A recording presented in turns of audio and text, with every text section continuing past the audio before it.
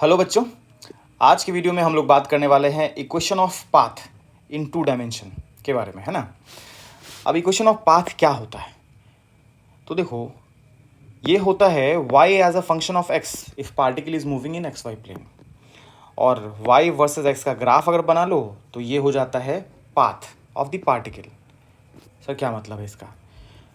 तो देखो, मान लो कि तुम्हारे पास बहुत सारी चींटियां हैं जो कि तुम्हारी पालतू हैं, ठीक है। और ये जो पालतू चींटियां हैं तुम्हारी, उसमें से किसी एक चींटी के ऊपर तुमने लगा दिया है जीपीएस। अब जैसे जैसे चींटी घर से दूर जा रही है ना, चींटी का लोकेशन तुमको मिल रहा है ना, कुछ इस तरीके से ब्लिंक करता हुआ दिखेगा कि अभी देखो चींटी यहाँ है, कुछ देर के बाद चींटी यहाँ पहुँची, फिर यहाँ पहुँची। इस तरीके से तुमको चींटी अलग अलग टाइम पे अलग अलग लोकेशंस पे दिखेगी, है ना। अब इस सारे ही पॉइंट्स को, लोकेशंस को ज्वाइन कर दो तो ये पता चल जाएगा कि चींटी किस रास्ते पे चली है, ठीक है। बात आ रही है क्या समझ में? तो ये रास्ता पता चल जाएगा। तो ये रास्ता है क्या? तो देखो y वर्सेस x में ये ग्राफ ही तो है, हाँ है ना। बोलो बात आ रही है क्या समझ में? तो यहाँ जो हम लोग लिखे हैं कि पाथ जो होता है that is graph of y versus x होता है ना, पाथ। तो बिल्कुल सही बात है। अब अपने को, अब अगर हम लोगों को x के साथ y कैसे बदल रहा है वो पता चल जाए, है ना, मतलब एक इक्वेशन पता चल जाए जिसमें x का वैल्यू हम लोग अलग अलग पुट करते जाएं और y का जो है वैल्यूज़, करस्पॉन्डिंग वैल्यूज़ हम लोग को मिलता जाए, है ना। ऐसा कोई इक्वेशन मिल जाए y as a function of x, तो हम लोग के लिए और आसान हो जाएगा पार्टिकल को लोकेट करना। बोला जाएगा देखो sir x is equals to 1 पे y is equals to that value पे चीटी लोकेटेड है, x इज इक्वस टू 5 पे y इज इक्वस टू लेटर से 7 पे चीटी लोकेटेड है ना। तो ये कैसे पता चलेगा? तो y as a function of x अगर अपने को मिल जाए तो फिर ये जो इक्वेशन होगा इसमें x के डिफरेंट वैल्यूज़ पुट करने पे y का डिफरेंट वैल्यूज़ मिलते जाएगा, और उससे हम लोग किस x पे किस y पे पार्टिकल है किसी टाइम पे वो अपने को पता चल जाएगा, है ना। तो वही बात हम लोग यहाँ लिखे हैं कि path equation is y as a function of x for particle moving in xy plane. बोलो बात आ रही है क्या समझ? सिमिलरली सुबह शाम जब भी अगर कोई वॉक पे जा रहा लेटर से, है ना, और फिटनेस ऐप पे ट्रैकिंग ऑन कर रखा है, तो जिस रास्ते वो पर्सन जा रहा है ना, उस रास्ते का जो है स्केच, उस रास्ते का एक स्केच काइंड ऑफ बन जाता है। अरे हाँ है ना, ठीक है। तो ये भी जो है ये क्या बन रहा है, ये है बेसिकली ग्राफ। अगर y वर्सेस x की बात करें, ये x इधर और इधर की तरफ y की बात करें, तो y वर्सेस x में ये जो शेप बनेगा इसको क्या बोलोगे कि ग्राफ बन गया। बोलो बात पक्की है। और अगर अपने पास कोई इक्वेशन मिल जाए जिसमें अलग डिफरेंट डिफरेंट x पुट करने पे y का वैल्यूज मिलते जाए पार्टिकल का, जिससे लोकेशंस पता चल पाए, तो that y as a function of x will be path equation. समझ आ रही क्या बात? तो आगे बढ़ते हैं।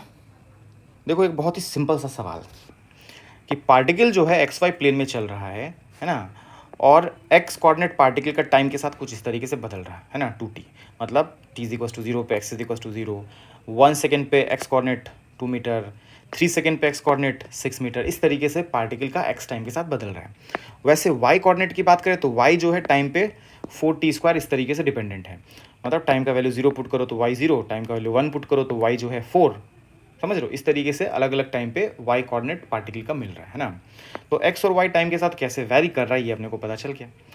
अब अपने को पूछा जा रहा है इसमें कि फाइंड करो पाथ इक्वेशन, मतलब y as a function of x, है ना। तो अपने को करना क्या पड़ेगा, टाइम को एलिमिनेट करना पड़ेगा। यहाँ पे देखो, यहाँ जो टाइम है t, इसको लिख सकते हो x/2, और इस t को उठा के y के इक्वेशन में पुट कर दो तो टाइम एलिमिनेट हो जाएगा और y as a function of x कुछ इस तरीके का आ गया। बात आ रही क्या समझ में? अब इसका ग्राफ बनाएंगे तो graph will give the actual path of the particle. बात आ रही है समझ में? x का वैल्यू 0 पुट किया तो y 0, x का वैल्यू 1 पुट करोगे y 1 आ जाएगा, x का वैल्यू 2 पुट करो तो y इज इक्वल टू 4 आ रहा है ना। इस तरीके से वैल्यूज मिलते जाएंगे, और इसको एक पॉइंट मान के 0,0 ड्रॉ करो, इसको भी एक पॉइंट मान के 1,1 ड्रॉ करो, है ना। और ग्राफ पे ऐसे c और d को भी मार्क करो, है ना। तो a b c और d सबको ज्वाइन कर दो। ऐसे और भी डिफरेंट वैल्यूज होंगे, डिफरेंट पॉइंट्स होंगे, सबको ज्वाइन कर दोगे तो तुमको मिल जाएगा पाथ, है ना। बात आ रही है समझ में? तो ओवरऑल अभी तक में जो हम लोग देखे हैं काम की बात कि पार्टिकल अगर एक्स वाई प्लेन में चल रहा है तो y as a function of x will be the path equation, ठीक है। एंड अगर उसका ग्राफ ड्रॉ कर दोगे तो that will be the path taken, ठीक है। पाथ इक्वेशन पे बेस्ड अगला सवाल देखते हैं। तो सवाल में क्या दे रखा है कि एक रॉड है जो कि ग्राउंड एंड वॉल से ऐसे इंक्लाइंड होके प्लेस्ड है, length of rod is L। अब एंड ए को आप पुल कर रहे हो V1 स्पीड से, उसकी वजह से क्या हो रहा है, एंड बी जो है वॉल पे वर्टिकली डाउन स्लाइड कर रहा है, ठीक है। अब जब ऐसा होगा तो अपने को बोला गया है कि फाइंड करो जो मिड पॉइंट है रॉड का उसका पाथ क्या होगा, ठीक है। ये अपने को फाइंड करने बोला गया है। तो देखो मिड पॉइंट का पाथ, तो मिड पॉइंट को बोले कि देखो तुम्हारा एक्स और वाई कोऑर्डिनेट कुछ असाइन कर देते हैं, एक्स कॉमा वाई। तो तुम्हारे एक्स और वाई कोऑर्डिनेट को अगर हम लोग रिलेट कर दे एक दूसरे से, डिपेंडेंसी दिखा दे, तो क्या होगा, पाथ इक्वेशन आ जाएगा, है ना। तो उसके लिए हम लोग जो है एक यूनिक ऑब्जर्वेशन है वो देखते हैं। तो देखो रॉड जिस भी ओरिएंटेशन में हो, इस ओरिएंटेशन में हो, मान लो टाइम t1 पे ऐसा है, स्लाइड करने के बाद कुछ टाइम के बाद ऐसा ओरिएंटेशन लिया, कुछ और टाइम स्लाइड करने के बाद ऐसा ओरिएंटेशन लिया, है ना, क्योंकि ए तो हॉरिजॉन्टली स्लिप कर रहा और बी जो है वर्टिकली डाउन मूव कर रहा, तो ओरिएंटेशन रॉड का बदल रहा है ना।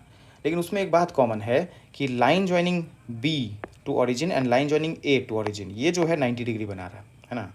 देखो यहाँ पे भी 90 डिग्री, है ना।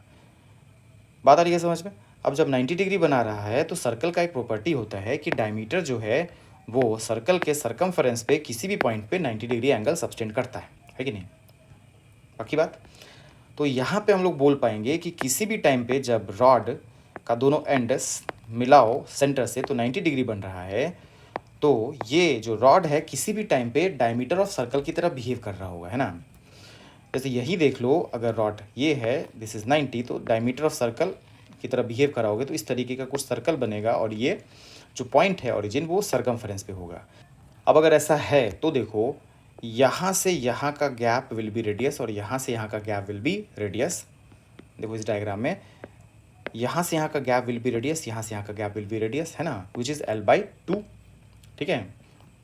और सरकमफेरेंस से सेंटर को ज्वाइन करो तो वो भी रेडियस, तो ये लेंथ भी होगा क्या, L/2।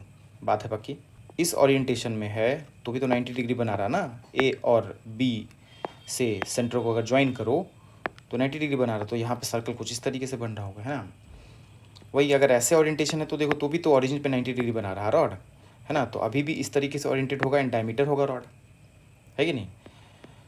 तो देखो mid point of rod is always at L/2 gap from the centre, है ना। बात पक्की क्या। तो ये डिस्टेंस देखो, इस राइट एंगल ट्रायंगल में अगर देखोगे तो ये x और ये y, x का स्क्वायर प्लस y का स्क्वायर, इस दोनों का ऐड करके रूट अंडर कर दो तो L/2 के बराबर, है ना। तो यहाँ से x square plus y square L²/4 के बराबर, ये हो गया क्या, path equation of mid point of the rod. अब देखो इसी में फर्दर अगर एनालाइज करें तो हम लोग को पता चलेगा ये जो पाथ टेकन है सेंटर ऑफ रॉड के द्वारा, that path is circular path. Sir कैसे, तो कुछ इस तरीके से कि देखो इक्वेशन ऑफ सर्कल होता है with centre x0 y0 and radius r, ये होता है कुछ इस तरीके का, x माइनस x0 का square plus y minus y0 का square is equal to r square, जिसमें r होता है रेडियस, है ना। सेंटर अगर x0 y0 पे है और रेडियस अगर r है तो इस तरीके से इक्वेशन लिखते हैं। अब हम लोग का जो इक्वेशन ऑफ मिड पॉइंट आया है वो आया है x² plus y square is equal to L/2 का होल स्क्वायर, है ना। अब x को लिख सकते हो x माइनस 0, y को लिख सकते हो y माइनस 0, है ना। ये सर्कल का जो है इक्वेशन है और ये जो है 0,0 will be the centre and L/2 will be the radius, है ना। तो 0,0 सेंटर, L/2 रेडियस, इस सर्कल को अगर ड्रॉ करें तो यही है पाथ ऑफ मिड पॉइंट। तो बात आ रही है समझ में, ठीक है। अब रॉड पे ही बेस्ड एक सवाल है जिसको अगली क्लास में डिस्कस कर रहे होंगे, तो इसको आप अटेम्प्ट करके आएंगे। देखो velocity of mid point of rod अपने को फाइंड करने बोला गया है।